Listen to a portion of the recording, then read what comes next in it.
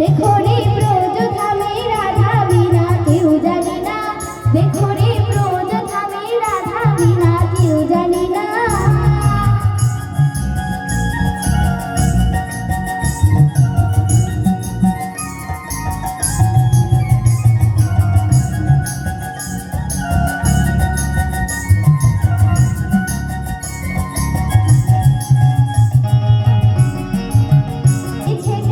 পাবনা জেলা হিমাইপুরে গুরু আমার এসেছেন রে, পাবনা জেলা হিমাইপুরে রাধা নামে দীক্ষা নিয়ে মাতালো রে।